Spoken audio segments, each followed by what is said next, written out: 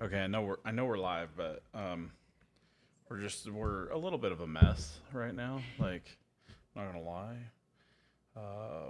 Well, what just happened? I can't get my stuff, everything to work. Oh, you turned on my light for me. Do you guys like my new light? Or did I already have that last week? Okay, do we have any like wipes or anything? Oh, hand me the screen cleaner right there. Sorry guys, I'm legit getting there. Somebody just came in. Do you wanna? Am I? Somebody just came in. Oh, it's my wife. It's all right. Okay, we're really gonna do this here, but you guys know me. I'm a disaster most of the time. Yeah. Okay. Now we got it to work, but now I lost my. Okay. You are really quiet. I'm really quiet. I have it full blast. Do we just need the mic more over here? What's the deal? I don't know, maybe you could hold still for a second. Let's see. I'm on there. I feel like one of the buttons got changed on my. That should be on. Huh? We're almost getting to where you just have to make. Okay. Well, check and hopefully. I don't understand why it would be down unless Tabby cleaned. When she cleaned, she. Yeah, it's pretty quiet. At least for me, it's pretty quiet. I'm at full blast. Well, give it a sec because it should be coming in. We are about to get started, guys. I promise. We're just trying to make sure everything's good. Those of you guys who are in here hanging out with us, make sure to comment. Like if you can hear everything okay or whatnot. Is it getting any better? What the heck? Let me try something here. And check my audio. Mic 1, audio is up. Are you sure your volume's not up?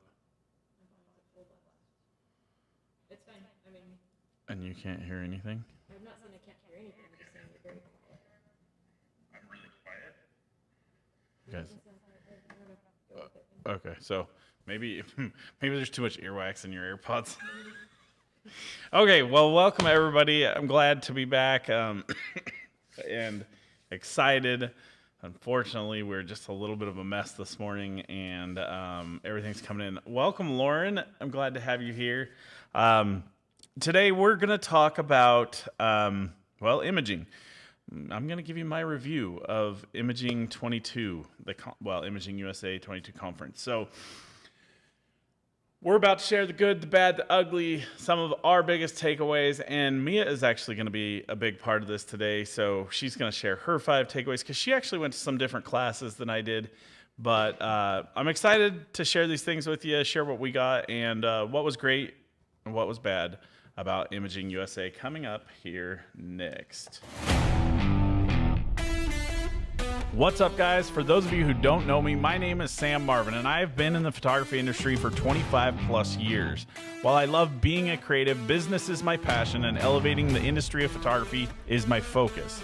I created the 7-Figure Photographer to share my journey to 7 figures and to help others find their way too.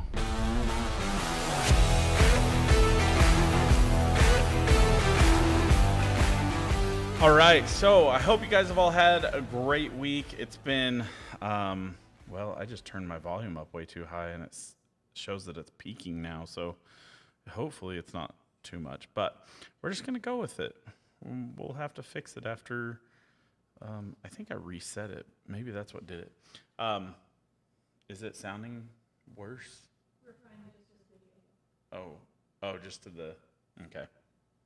Well, we're going to jump in here and get started. Sorry, like I said, everything has just been a little bit crazy. It's definitely up a little bit more than it's supposed to be.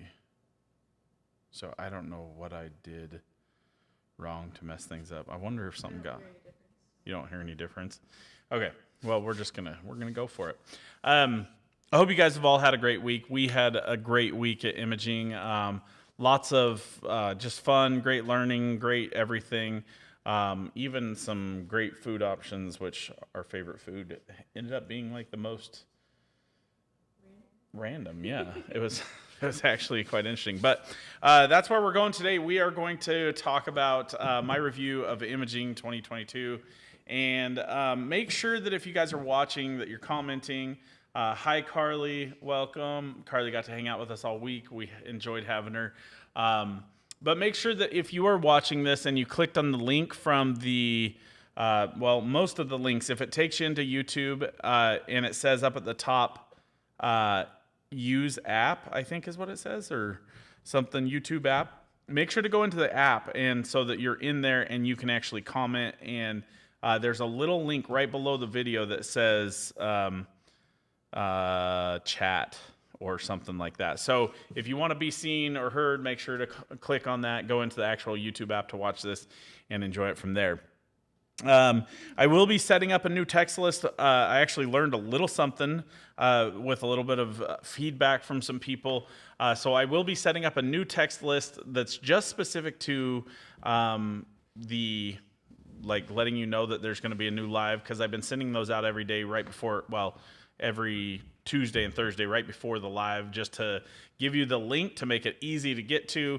And I hope that helps you. It actually helps me because it gives me a link and it makes it easier for me to find it. So because of some stuff I learned about that this week, just from some feedback, I'm going to create a new link to that, and I will let you guys know when that's all ready. But I now am well aware, and I'm going to work on that for you. So let's just jump right in, because I got the busiest next 30 days of my life trying to get everything ready, and I don't think I realized I was going to be so nervous about speaking at Sync, but that's coming up in 30 days, and we have a lot of just extras that we're putting into our program to make sure that it's the best option and something that's great for those who are there. So we're really excited about that. But so I'm just going to jump into the bad first. And the reason I'm going to do that is because I want to follow up with the positives.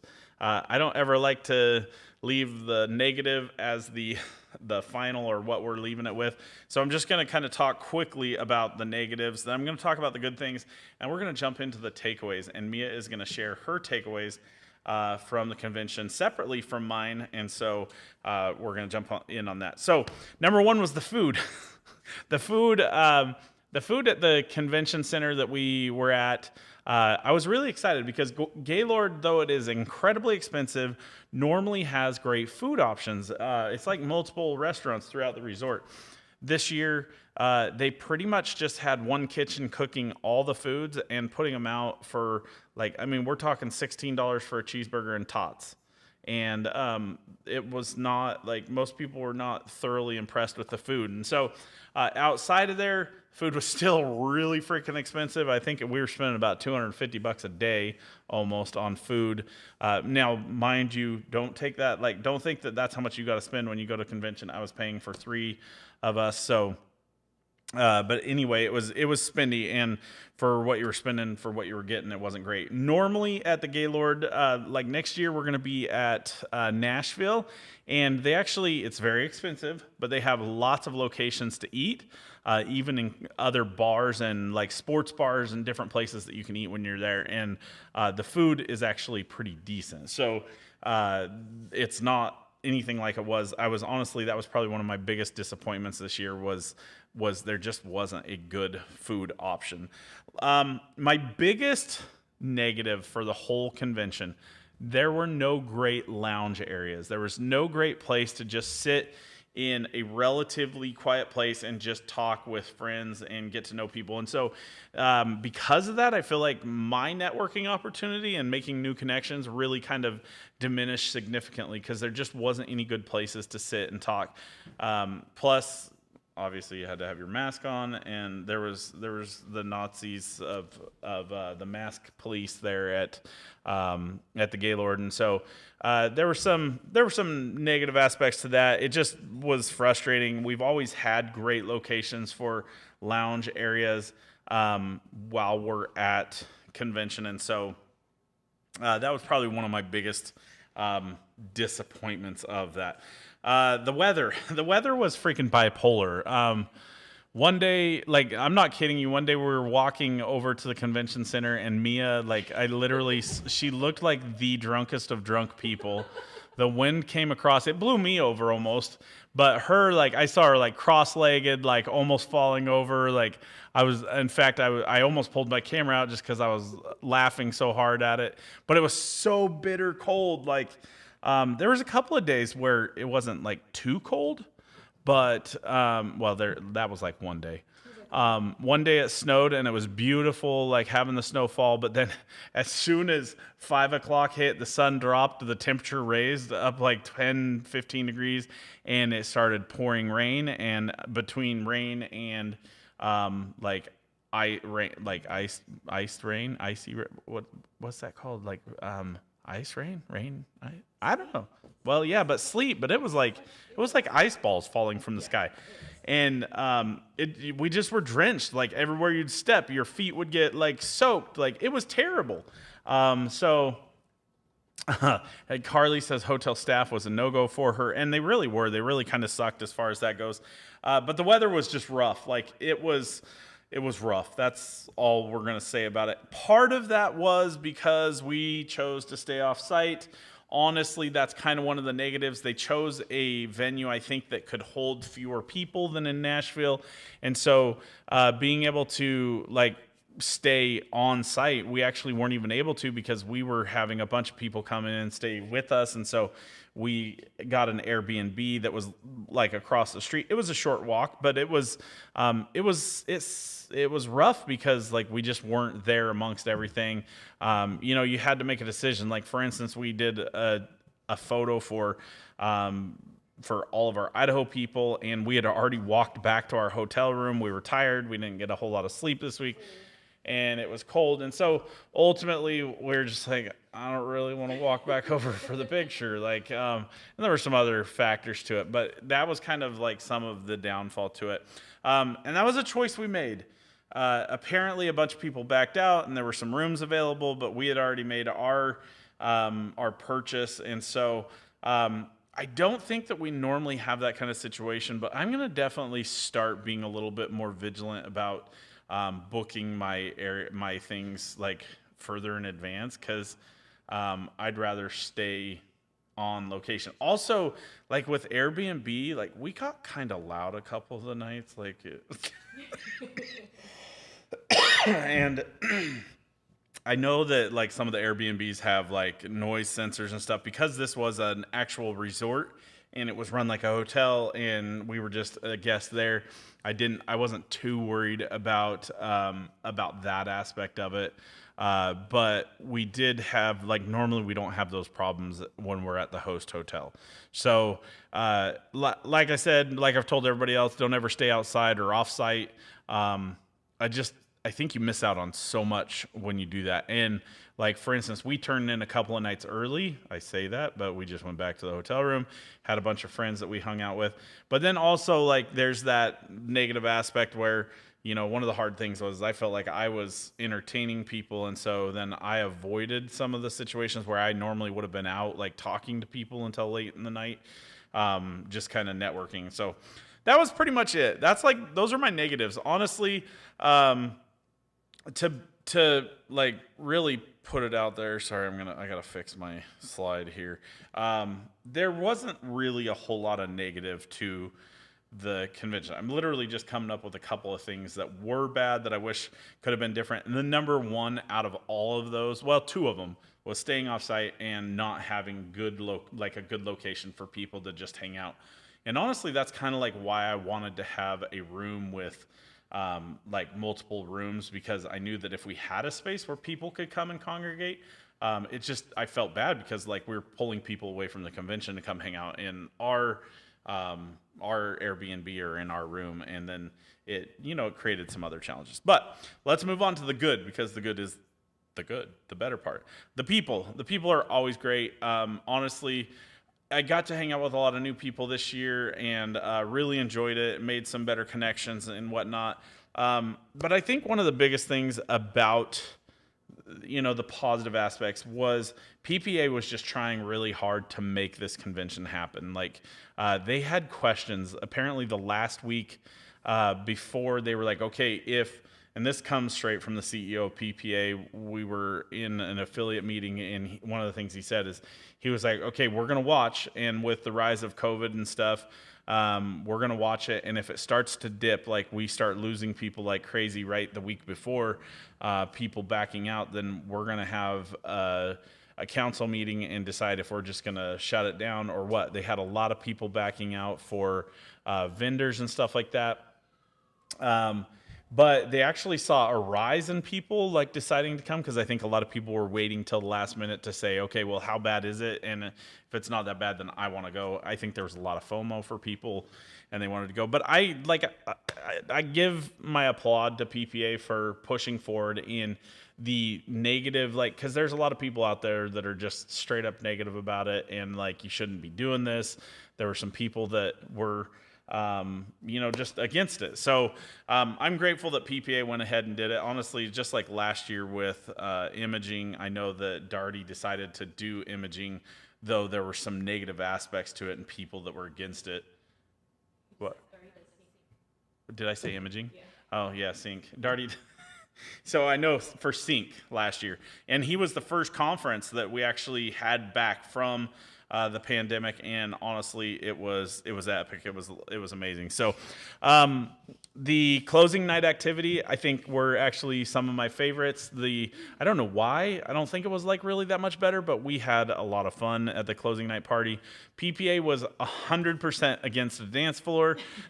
They put tables out to try to stop it. Everybody moved the tables aside, and the DJ was playing, and everybody was dancing down on the dance floor. Afterwards, we moved the party upstairs to the retro bar, or the 80s replay bar, which was a lot of fun. We had a lot of people there.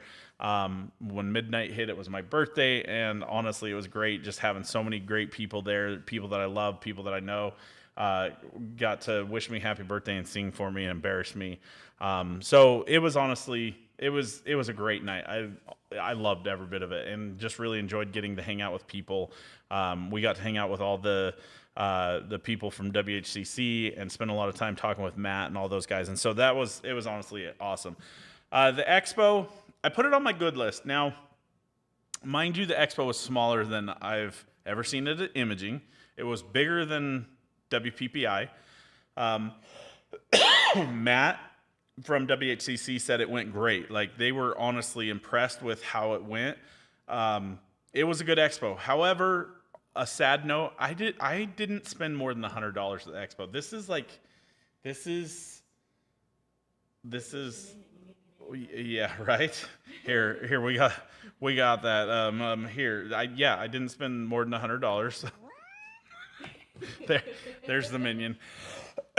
So that was kind of a shocker. I just didn't spend money at the expo, which now I feel like a douchebag, because I just sat here and told him the other day, go spend your money at the expo. There just wasn't a whole lot that I needed, and I wasn't going to go buy equipment that I didn't need, which is going to actually lead into something I'm going to tell you about, one of my biggest takeaways from this year. But there just wasn't a lot that I needed. There was one thing that I went and checked out, and I was ready to spend some money on them, but they didn't have anything. Like, they were like, we're going to reach out to you after the convention. So I'm planning on spending some money with it, but that was it. So the expo I put on the good part of the list. I think that they did a great job, even though so many people pulled out, and they made it look good. And I was just grateful to the vendors that were there, because honestly, it was great. Robert Quick, Bob just said, send your extra money to me. Thanks, Bob. I will get right on that. So next, let's talk about my takeaways. Now, what we're going to do, I'm actually going to give you my first takeaway, and then we're going to switch over to Mia, which is, wait, hold on. Ready? Oh, do we have your you never turned your camera on. Okay, well, Mia's not even here, so welcome back, Mia. There she is. You had one job, Mia. One job. You already took my one job away. Okay, so what we're going to do is we're going to switch back and forth. I'm going to share with you we've both got 5 takeaways, biggest takeaways. Now, on the plane yesterday, I sat down and I wrote out and I had like probably 12 to 15 different takeaways for from imaging, like the 5 or the 15 things that impacted my mind the most. And I'm going to share those with you. I'm going to share 5 of them, probably my top 5. That may change, but I wanted to share something with you guys about those things. And then Mia, after each one I do, I'm going to switch over to Mia, and she's going to talk about hers and maybe even build on mine, because I think we might actually have a couple that are different. So yesterday on the plane, when we were flying back, Mia and I normally sit next to each other, but because I decided to take my wife last minute, she and Mia had a thumb war to see who got to sit next to me, because I'm just kidding. Mia chose to give Michelle my seat and take Michelle's seat. And so I was actually airdropping to Mia my little notes, and I sent her a little note that says, what were your biggest takeaways from imaging? And so she airdropped it back to me after she wrote on it. And then I airdropped it back. So we were just kind of having fun, like writing back and forth. I didn't really take into account any of the things that she said as far as for what I'm going to talk about today, because I want to sit down with her. One of the things we're going to do today, maybe, actually, we just booked I don't know. We'll see. So takeaway number 1. And I feel like this was kind of the theme of the whole convention. Actually, I feel like there was 2 themes to the whole convention, at least for what like really stuck in my mind. Mike McCallowicks, who you all know that I love, was the keynote speaker. He spoke about the book Get Different, which, guys, it's the 20th of January, and that's going to be our book of the month next month. So it's announced. I shouldn't have announced it because I don't even have it on the website yet. Whatever. No, that was perfect. Okay, well, I'll put it up on the website today. But Get Different is Mike McCallowicks' new book. He spoke, and honestly, that kind of felt like the theme this week at Imaging, or this year at Imaging, was to differentiate yourself from everybody else, to focus on ways to be different in what you do. This book is incredible. I've already been reading the book, and honestly, it makes so much sense to me, and it's something that we're going to start focusing on, is just that idea of how can we differentiate ourselves in what we do, mainly with marketing. And that's kind of like really where I'm going with it, is like, how can we do something? Because I think we're already really different. Like, honestly, like most people don't understand, most people don't know why we're different. I know why we're different, but some of that we kind of keep secret, like under tabs, which is just more or less our video, the experience that we have and stuff like that. But that's kind of, I felt like one of the biggest things this year at convention was just to figure out ways to make what you do different for other people, so that you stand out in the crowded space and people notice you. And I think I've always heard the saying, stand out in a crowded space, like be different, be like whatever. But for some reason this year, it just finally like clicked with me that's like, it's not so much about just stand out, it's be different so that you do stand out. And so like, how do you do that? I think I'm just going to leave that for the book for you guys to read. And you'll get an idea of like some of those things. And we'll go from there. Now we're going to switch over to Mia. Mia, it's your turn. What's your number 1? I don't know that I ranked them yet. Oh, okay. Well, just what's your 1 of 5? My 1 of 5. So I went and I saw Precious Williams speak, and hers was all about pitching. So like, she has this book, I think it's called like Badass Woman Pitching or something. Badass Woman. I don't remember what it was. But I bought it. I spent more than you this year. You did? I did. That's impressive. I know. But one of the things that I think I struggle with the most, and that's probably why this stood out to me so much, is that, like, I don't always know, like, I want to tell people about it, but I don't know that I'm doing it in the right way, like in our newsletters, in all the copy that I write.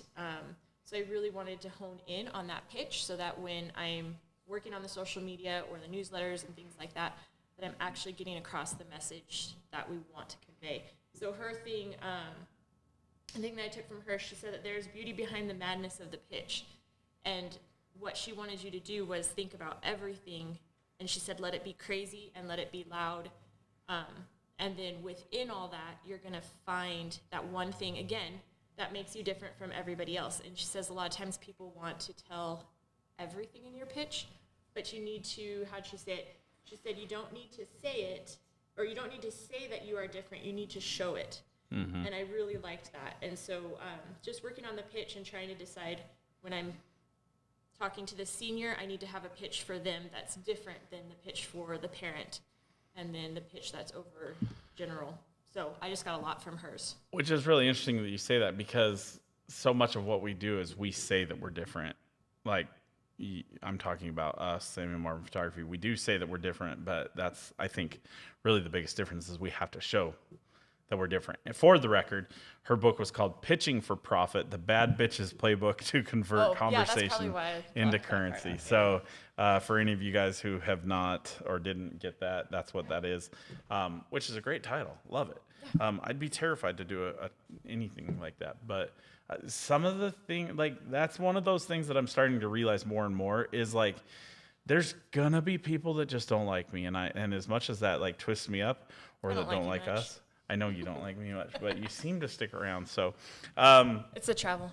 It's just the travel. That's all. That's all it is. She didn't hardly talk to me at all this week. I'm just kidding. Okay, so number 2 for me is, I didn't cut you off. Nope, that was okay. That was good. Number 2 for me is, and this is something I've actually seen a lot, and it's kind of one of those things, like, I've seen little bits and pieces of it coming together, but this week it finally hit me, and it finally became an understanding that, okay, this is where I need to focus. And that is on the concept that stories sell. I really need to focus more on story in everything that I do. I've found, actually, one of the things that I've tried to do with 7FP is to share principles and concepts with you guys, but then also to share a story that kind of follows up and kind of re-solidifies, so that it's almost like how when you say a person's name like 17 times, then you'll never forget it, kind of thing. Or I don't even know what the number of times it is, but like when you add story to something, it makes it more memorable for people. For me, it's really interesting because a lot of people, some people love the stories I tell, some people hate the stories I tell. One time I remember a friend of mine who was actually really close to me said to me, he's like, you have so many stories and they're so comical that sometimes, like, I don't even believe what you're sharing. And that to me was like probably one of the most hurtful things I ever heard from my friend, because I was like, the fact that you don't feel like I'm authentic about it, like, that really hurts. But as I thought about it, to me, stories matter. Like, to me, stories are so important. And I think that why I have so many stories and why stories are so important is because throughout my life, I have really cataloged stories, and they've just been something important to me, which is really sad, because honestly, like, my son, like, I love my dad. My dad is a storyteller, and that's probably where I get it from. But he's the old man that tells the same old stories 100 different times, and like every time you're telling them, you're just like mouthing the words, because like it's annoying. I feel bad saying that because I do the same thing. I tell the same stories over and over again. But I think that stories sell, and I can't tell you how many times I've used stories in what I do to close a sale, or to, like, for instance, the other day I had a client that was here, and they were kind of on the fence about how much they wanted to spend, and she was like, they talked themselves out of the video, and I shared with them a story about one of my seniors who had convinced her mom to buy the video, and then the next day her mom was diagnosed with stage 4 cancer and passed away, I think 8 to 9 months later.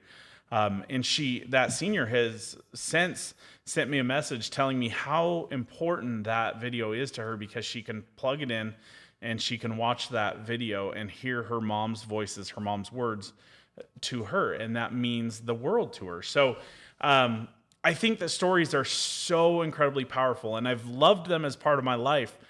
But I think that one thing that I want to do is to implement them more in my business, to share and to really hit home certain things in our business. And it's something I want to share a whole lot more online, like on social media, the stories about things. And because some of the best experiences I've ever had are just stories. I mean, I had one from this weekend that I'll share with you guys at a certain point, but that literally just came from one of you guys this weekend. So I'll talk more about that later, but that's definitely one of my top takeaways from this year at imaging. Okay, we're going to cut over to Mia, and Mia is going to share her number 2. Well, one of them was along with the story, so I'll just go with that one right now. I got some time to spend with Matt from WHCC and just kind of talk to him. And he asked about, like, what are the things I'm struggling with. And so I was talking to him about newsletters and how we talked about it and we kind of analyzed what I was doing. And he said the same thing. He said that I wasn't telling enough of my story in there and of Sam's story and the authenticity that we have as a brand.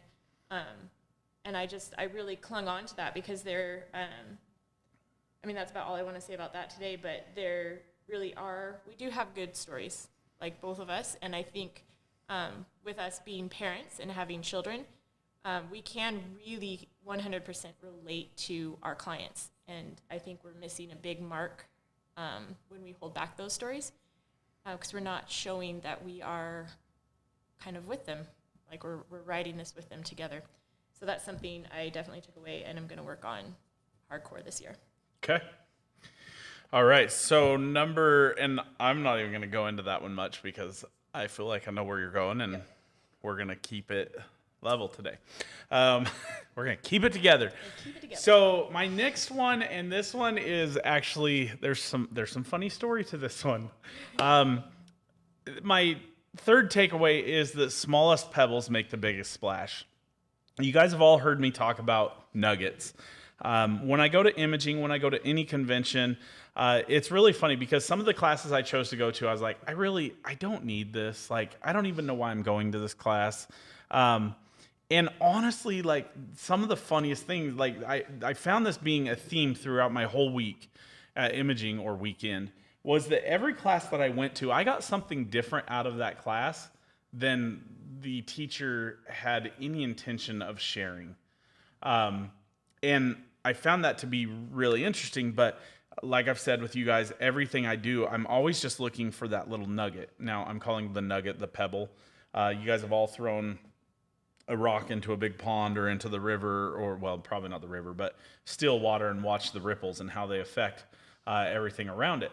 And I think it's so profound because oftentimes I think many of us go to these conventions like Tim. Is Tim not even here with us today? I was just wondering that. What a punk. Okay, so Tim actually, this was his first imaging.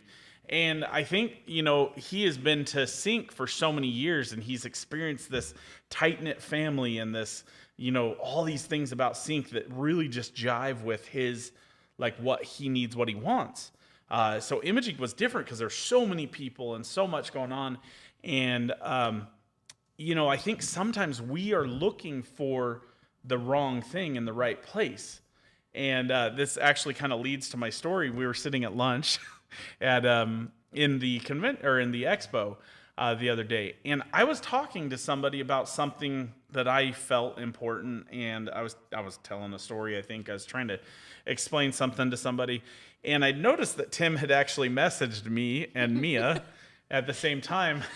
We're sitting around this table of like 7 people, and Tim was sitting directly across from me. Not only that, the person you were talking to was sitting next to Tim.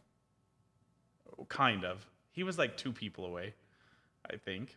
Anyway, I looked over at Mia and I said, will you make sure to reach out to Tim so that he can find us? While he was sitting there at the table. Now, the reason I tell you this story is because I think sometimes we're so focused on the big things, the big picture, that we fail to look for the little things that matter.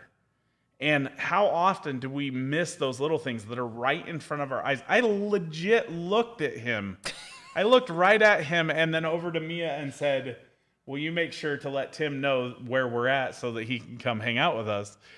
And he didn't even say anything. And I was really put off by the way Mia acted like rude to me about it. Because I was like, why is she acting all rude about it? Like, I just asked her to go. But she was actually just like making fun of me because he was right there. Everybody else knew it. But I was like so focused on something else that I didn't even pay attention to the fact that Tim was there. And I see this so much in our lives. Like, I think that we all have this idea that we're going to go to like a convention like this or to sync like this, and it's going to change our whole business. I went to an event not too long ago, a year ago, that was really not an event for me. I took my employees and my wife just for the experience for them. I didn't expect anything out of it. I wasn't there for me. I was there for them, and I was there to rub shoulders with some of the leaders and to create connections. And honestly, that one event, there was one little nugget that I got from that event that made me an extra $35,000 this year. And no joke, that little nugget. And all it was being able to hear somebody else say something that was nothing that they were intending, but that's what I got from it. And I think that that's so powerful. We were sitting eating lunch, and Jason Weaver came over, Williams, sorry. Why did I call him Jason? Oh, because Jason Weaver was Anyway, Jason Williams stopped by and said something to me, and same thing. He's like, I think we're a little bit different. We come looking for just the little nuggets. And he says, I think I might have gotten one thing from the most unlikely of classes that could change my business, just $25,000. Whereas, like some of you, you don't realize how profoundly an impact these little nuggets have because you put them all together, or sometimes they even just become part of like all this fluff and they don't impact you in the way that you think they do. And I think that it's really like, it's what we're looking for. It's what we're trying to find, what we're trying to, like I said, I go into it with a whole different, crap, I'm just now there he is. I didn't even see the event until I just now. So we just were talking all about you, Tim. But I think that it's what you're focused on. And you have to be so open-minded, because all those classes that I went to that I was like, I don't even know why I'm going to this class because I don't need it. And that's my own arrogance. Like, I went to every one of them. I was like, holy crap, I'm so glad I came to this class. So I think, like I said, smallest pebbles make the biggest splash. Just look for the little nuggets. So on to Mia's number 3.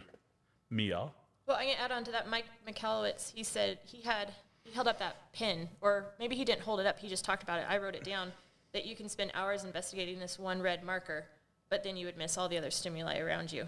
And I think that's exactly what you're talking about. Yeah. Let's see. So my other one, who is this by? What's really funny is, like, I was actually somewhat disappointed in Mike's talk. What? Like, not that I wasn't disappointed. I was literally in the middle of reading his book.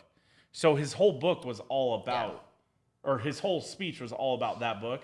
So it was less like impactful on me because I was already, like, I'd already gotten a lot of the stuff that he was sharing. But I still loved it, and I absolutely love everything Mike Michalowicz, because I love everything he says and does. But anyway, go on. Okay, so my other one was from David Arch. I'm going to try and stay closer to the mic because I keep walking away from it, apparently. But his class was on why do customers leave? And I found it very impactful because he talked a lot about the changes in our customers from pre-COVID and after COVID. That was kind of his theme. And he said a lot of good things, but he said that in 2022, the competitive advantage will be how easy it is for people to do business with you. And that today the ramifications of underperformance is profound. Because remember how we used to say that, like, you get one good or how is that going? Where, like, one person has a rave review and they tell, like, 3 friends, but if they have a horrible review, they tell, like, 15 friends. Well, before it used to be 15, right? Yeah. And now you put it up on the internet, and it's not just reaching 15 people. More. It's reaching a lot more. And he said that the expectations of customers have changed, that they're more impatient. They go from 0 to 60. They expect flexibility, and they want you to be more accessible to them in ways other than sitting down, which for us, like, we do a lot of touch points face to face. And so it was interesting hearing him talk about just customer management and how to deal with the population post-COVID. And one of the things that I really liked that he said was disruption is the result of change, but innovation is the result of necessity. So we need to be innovators and not feel like COVID has been such a disruption, but become the innovator. So I thought his was great. I took tons of notes in his class, but that was kind of like the synopsis. That's really interesting and true, because honestly, like, we spend so much time and so much effort on making things perfect, or making things like giving people these, oh, well, I won't book you until I've spoken to you on the phone, or like all these different things. But the reality is some people just want it easy. They just want to do things easy. And when we make it challenging, when we make it hard for customers to buy from us, they oftentimes will just go find the next best thing. Now you hope, and if you do it right, you can get them on the line, and then it's really just from there, like what you make of it. And it's actually coming up. It's going to lead to one of my other things. Did you have, before I leave you, you're back on the camera? Oh, hi. Any other? No, that was good. Okay, so we'll move on to my next one.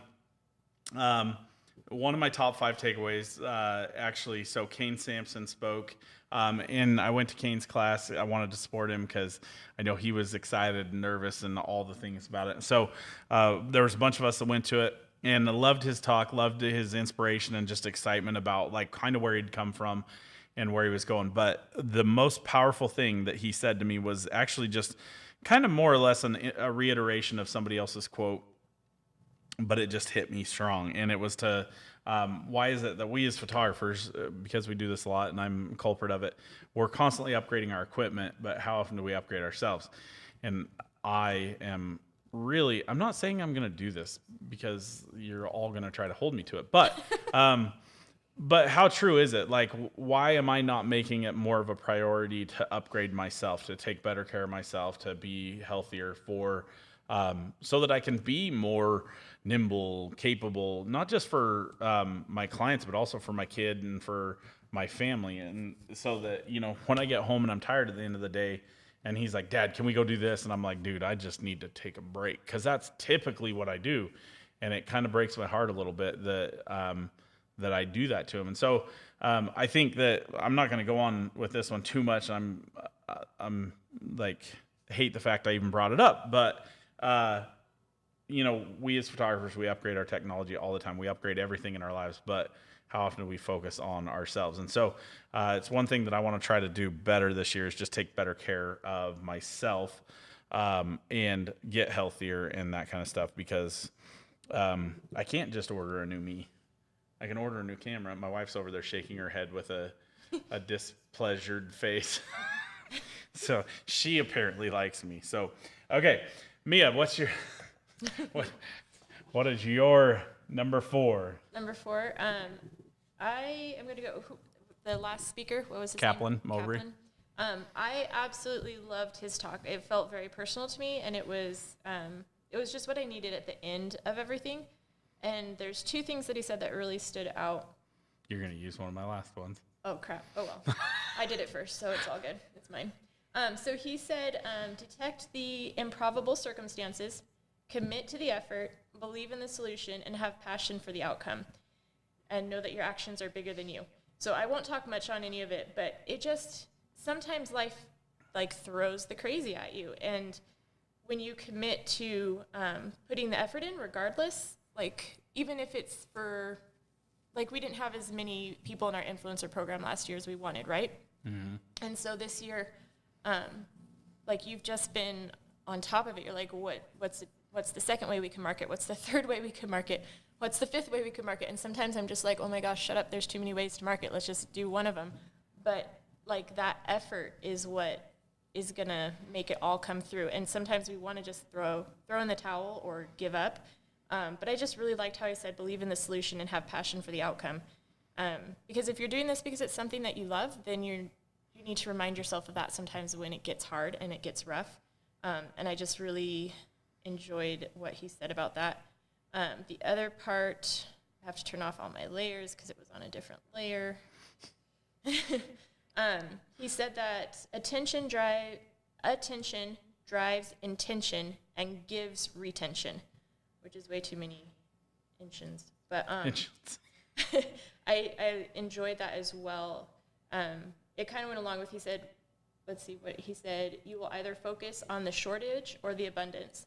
And when there is a shortage in one thing, there's always an abundance in something else. And so just for that whole mindset category as we go into this next year, I just felt his talk to me was very personal and profound. And I those are pieces that I'm going to hold on to for a long time.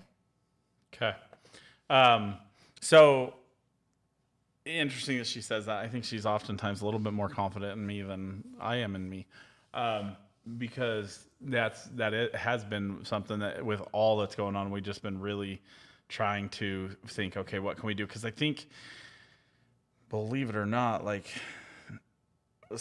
and I really believe it's all on me. Like our influencer program has suffered because I've put less effort into the people of it. Like, my whole focus is to encourage self-confidence and individual worth, but yet I really haven't like put myself into it enough to do that. And so that's where I think we've suffered in that. But my fifth one comes from that same speaker. And actually it was kind of interesting because after that was, so Kaplan Mowbray's talk was probably the single most influential or at least impactful talk through the whole event for me. I came out of there thinking, man, that one was great. I knew that you had gotten a lot out of it because I knew how impactful it would be for you. Some of the things that he said in there, and I found it interesting. Actually, let me go back a little bit. I asked one person when we had gotten out of there and we were kind of all standing around, and I asked one person what they thought. I said, "What did you think? Was that a good one?" And they were like, "No, that, like, I don't know why I wasted my time." And I was just like, "What? Like, how's that possible?" And then, of course, one of our people from Idaho had apparently gotten up and walked out because of the theatrics. And so then I was like on a mission. I was like, okay, what does everybody think of this? Like, did we just see something that nobody else saw? Were our minds more open to it? Was it just more that we needed that? What was it? And so I started asking a bunch of people, and the majority of people I was asking were like, no, don't know why I wasted my time. And I was almost angry about it. Like, it was almost frustrating. But some of the things that I got from it, and just to put it into quotations, I guess we'll call it, be the first call that people make. And I think that this goes so much bigger than what I'm talking about here. But going back, like some of the things that he did that didn't make sense during the talk, he was like one of the things, he's like, pick up the phone and call the first person you can think of, or call somebody that you know will call you back within 3 minutes. And I started thinking about it. I was like thinking about all my friends, and I was like, no. And then I was like, well, my wife would answer like without question. And so I called her.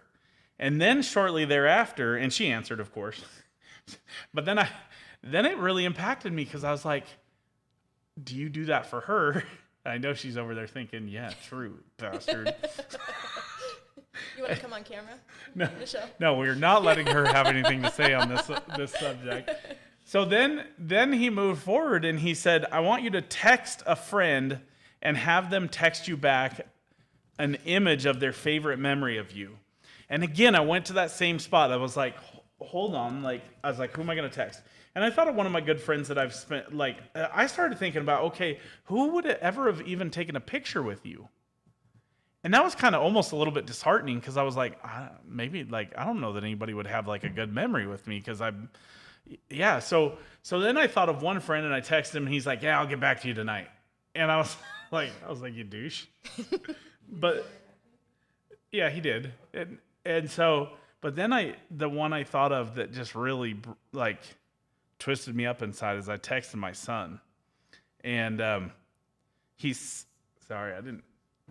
sent me back a text message and of a picture of us skiing when my son first learned how to walk, I literally, first couple steps he took, I took him to the ski shop and I bought him ski boots and skis. And that year I taught him how to ski. He was 18 months at the time, right? And so I taught him how to ski, and we were up at a ski resort, and I had some photographers up there working for me, and one of the photographers took a picture of me skiing backwards, holding his hands, and I realized that I don't have like a whole lot of pictures with him. I spend so much time focusing on creating memories for other people, but I don't focus on making memories with him. And all the while I know what Mia was going through throughout this time of this talk, that there was so much more to it. But what I really got from it, I didn't mean to cry on you guys. What I really got from it was how often do we focus on making sure that people feel loved, cared for, and like we would be the person that would answer their call if they called. Do we do that for our customers? All too often, my customers feel like, hey, I'm sorry to bug you right now, but I have a question. And it always bothers me that they feel that way. But it's got to be me that creates that, like, I'm just so busy, and I've even struggled with it with photographers. Like, it always bothers me that people, like, no offense to Bob Ryder, I love Bob Ryder, but, like, I'm always like, why do people always go to Bob Ryder first and not call me? And the general consensus that we've gotten from it, like, as we've talked to people, is that people just think I'm too busy, which I've always wanted people to know that I was busy. I mean, that's kind of like that's one of those things. But my thought in this is that I feel like one of the things that we're focused on this year is making sure the customers that we've already obtained, the customers that we've already reached, that we are making sure that those customers come back for whatever reason. And sometimes we don't do a great job of that, of taking advantage of, and I don't want to say taking advantage of, but making sure that we're the first person they call. And so I think that that's vitally important, is that I want to be the first person that people call. There was a couple of people this weekend that sent me a message at imaging, and I was so touched that so early, the people I didn't even think would care that I was there, and so early they sent me a message saying, hey, like, what are you doing? And that meant a lot to me, because I would love to be the first person that people call, especially in my business, especially in my family. Like, you know what this is like. Like, have you ever felt like that with your kids? You're like, yep. Why do you go to dad first and not mom? Like, I feel that with my kid all the time. I'm like, why would you tell her things that you're scared to tell me first? Like, I want to be that best friend. So anyway, I'm done crying. I'm done boobing over it. We're going to go to Mia if she can hold it I can hold it together. Well, mine kind of goes right along with that, but it came, again, from Kane's talk. One of the things that he talked about, he grew up in a really rough area, and I appreciate his authenticity in that and his owning where he came from. And you can see it when he talks. We were talking about it earlier. You can see it just kind of in the vocabulary that he uses and the way he's so personable with people. But one of the things that he talked about is that you need to be with people have 4 different people in your life. Those that inspire you, those that support you, those that are dream chasers, and those that are hustlers. And you need to surround yourself with them. But he also said you need to find the greatness in them, and don't forget the trenches that you came from. And I really liked that, because one of the things, I haven't been in Idaho for super long. I went to school here, and then I left and raised my family elsewhere, and I've been back. But the community that I've built through PPI, which I know is different than PPA, but through our local PPI community here, this is probably one of the best villages I've ever created around myself. And when he talked about that, I could name the people that inspired me within my village, and those that support me, and those that are the dream chasers, and those that are the hustlers. And I was really proud of my village and the people that I've put around me. And his thing was, when you do that, you're going to rise to be like them. And I want to be able to inspire people, and I want to be able to support people, like you're saying, be the person they call. And I want to be a dream chaser, and I want to be a hustler. The other thing that he talked about on the reverse is that dream killers, he talked about dream killers, and he said that one of them is fear, so false evidence appearing real. And I really liked that, because fear really does kill your dreams. So you need to just learn how to overcome that, and complacency kills dreams. And just those are 2 huge themes of my last year, I guess is a good way to say it, that I hate, and that I'm done with, and that I'm trying to get out of my life. So, I really liked Kane's. I liked how he talked about the people and surrounding yourself with those people that you want to become, and to not let fear and complacency kill your dreams. Cool. And I loved, That's actually really interesting that those points, because as you point them out now, it does make a lot more sense. But anyway, so that's what we've got for you today. Those are basically our 10 biggest takeaways, and surprisingly, they didn't even cross over. I thought No, for not sure. too bad. I thought for sure they'd cross over, but if you guys haven't done it, just go to every convention you can go to. Honestly, it blows my mind the things that I get from convention, regardless of what they are. I do the same with our PPI, our state conventions, stuff like that. I get so much out of them and so much inspiration and so much just excitement from them. I think obviously that's the point of every convention. You look at multi-level marketing businesses, and the reason they have a convention is because they light a fire under people's butts and they go out and sell more of their product, making the top people rich, and sometimes the people on the way up. but yeah, I think it's important. It's great, and so I hope that was helpful for you guys. If you guys haven't considered imaging for next year, definitely do it.